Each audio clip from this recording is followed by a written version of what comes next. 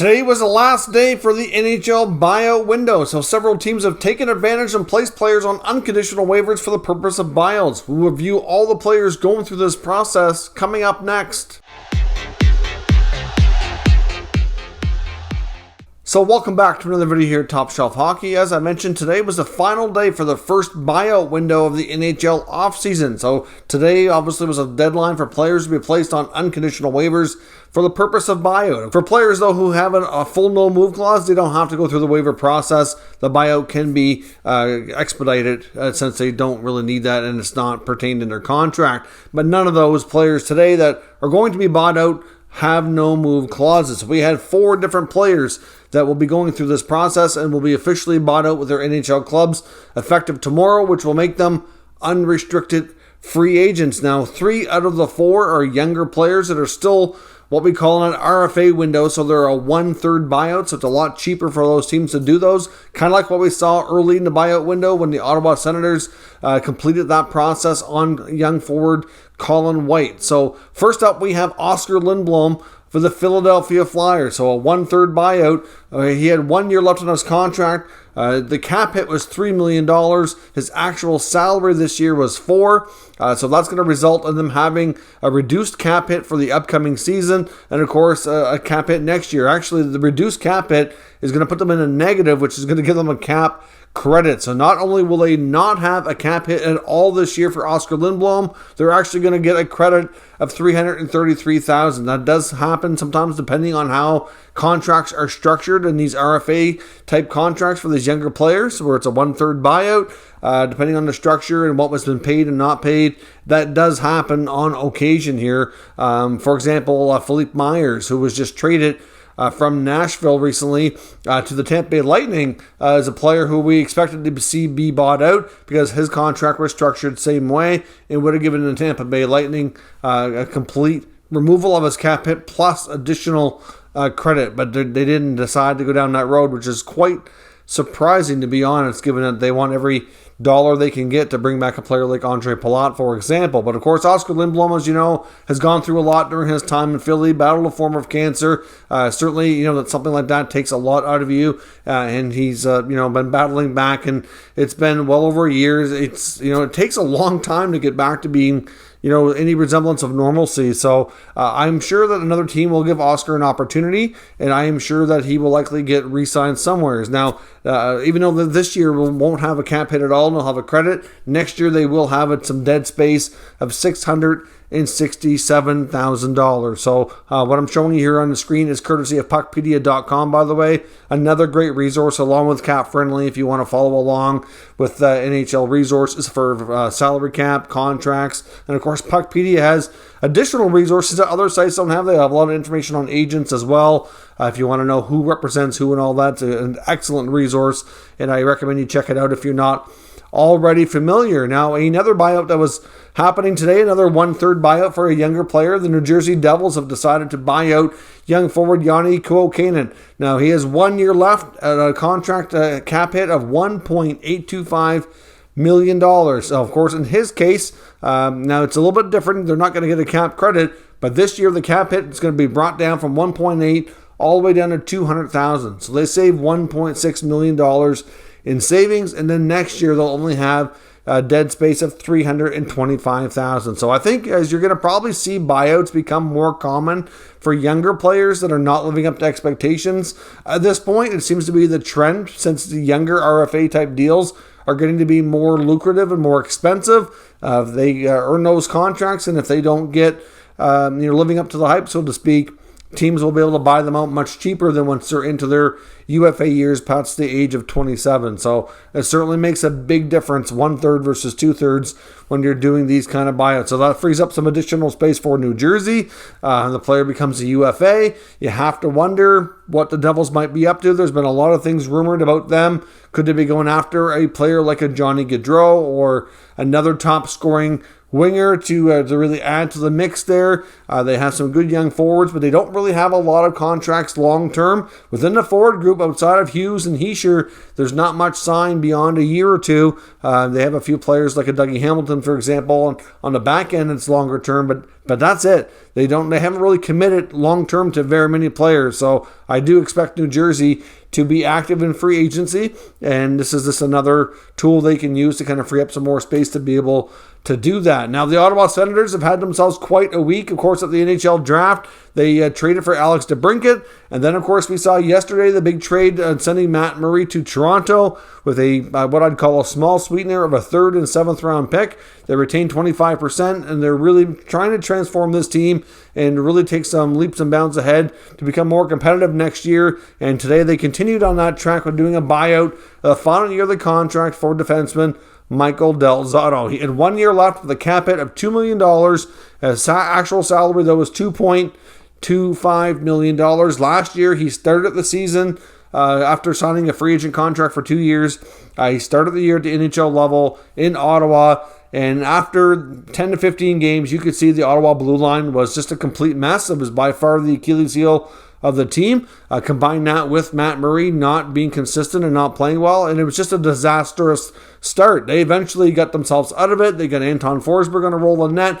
They made some changes to the blue line. It wasn't perfect, but it did get better. And by the end of the year, you saw a much better team, and they're going to continue to take strides next year. But Del Zotto was just a player who was pretty good at moving the puck, pretty good offensively, but he was just kept getting hemmed in on his own end. Defensively speaking, it did not go well. He got sent down to the minors, and he was a real good pro, and he really performed extremely well at the American Hockey League, but not well enough to get a trade option that was really made any sense for the Senators.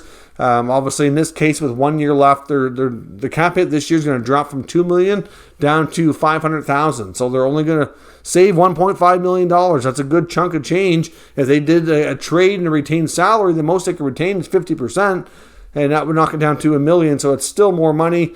So in this case, a buyout did make more sense. They'll still have a cap hit next year as well. $750,000 in dead space for the Michael Del Zotto buyout. It's just another case of pro scouting not doing a great job. We know that Pierre Maguire, who's no longer with the franchise, when he was brought in, that was a big area of focus for him. And some of the moves that it sounds like he recommended early on just totally did not go well and really soured that relationship, and it ended quickly. And now they're moving on from some of the players that was brought in under that, with that understanding. So we'll see what happens. But the Sens are doing a lot of good stuff here lately, some of which is kind of cleaning up their own mess. And they're not going to be, as much as they're doing a lot of great work now, they created a lot of it themselves, which is nice to see them getting out of it, I guess. But we'll see how much further they can take things here once free agency gets underway, because they're still in the market for another top 4 defenseman, maybe even another forward through free agency. So we'll see where things go. Now, of course, there's also another buyout in San Jose. This one was a little bit more surprising, but not completely. But they've decided to buy out young forward Rudolfs Balcers. Now, of course, Rudolfs Balcers has had 2 stints in San Jose, a former Ottawa Senator as well. He was included one of the pieces that went to the Senators in the Erik Karlsson trade. I know he put up some good numbers in his first year in Ottawa. He split the season between American League and NHL. The AHL numbers were really solid. Wasn't getting a ton of opportunity in the NHL, but he did. In the second year, he just kind of started losing the spots, and they just wouldn't keep him around. Lost him on waivers back to San Jose. So he put in a couple of years in the Ottawa system. I said split the time. Once he get back to San Jose, though, he did pick up and get a lot better, get a new contract, and then I guess he kind of failed to live up to it, at least in the eyes of the Sharks and their new management. So General Manager Mike Greer is certainly trying to make some changes here. Of course, he's only been on the job a short time, looking to transform that roster. So Rudolfs Balcers had a cap hit of $1.55 million. He had an actual salary coming up this year of $1.85 million. So that actually, because he's young and he's a 1/3 buyout, just like Lindblom and the Devils forward, his cap hit this year is going to drop all the way down to $8,000. So almost nothing. So they'll save $1.54 million this year, and then they'll have some dead space next year.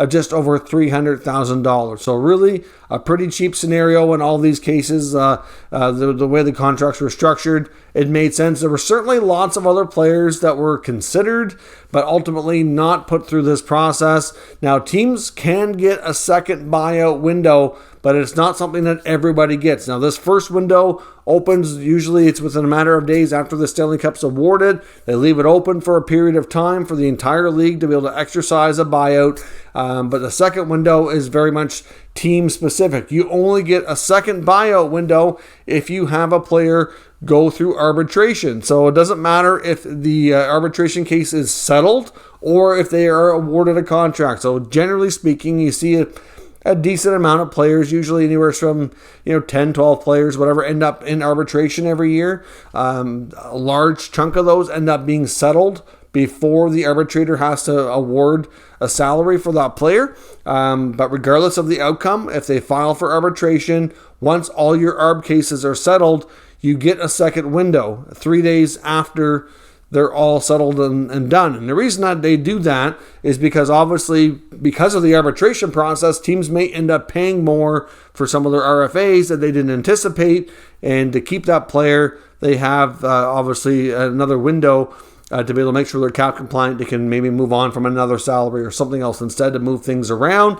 And of course, the second window, though, the other caveat with that is that it can only be for contracts over $4 million. So these smaller contracts, like the ones we saw today, none of those would be eligible if those teams get a second window.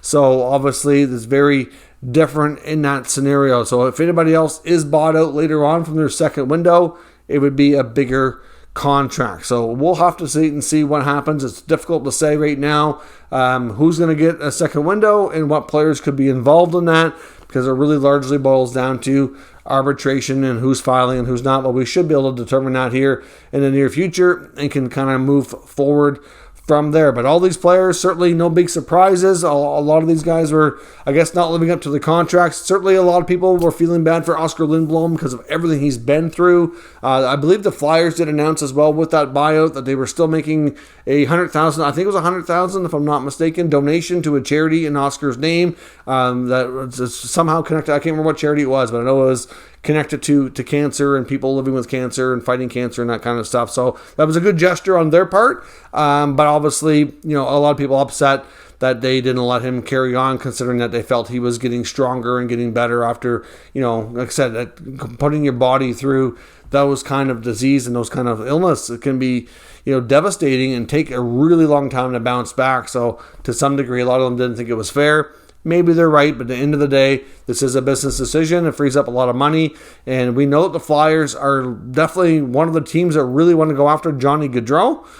I don't know at this point that they can. They have not been able to shed James Van Riemsdyk's contract, which is something they've been actively trying to do, and without doing that, it's going to be awfully hard because they don't have the space to make it happen. So I guess we'll have to wait and see. Free agency gets underway tomorrow. We should be very interested to see not only where these players go, but a lot of the other big names that are looking for new deals and likely going to hit the market at noon Eastern time tomorrow when the free agency window officially opens up. So let me know your thoughts on today's news as well as what you're looking forward to in free agency down in the comments. We'll discuss further. If you're new to this channel, make sure you subscribe and stick around. We'll keep you up to date with the latest news, rumors, and analysis on all 32 NHL teams. Thank you for watching, and I'll catch you next time.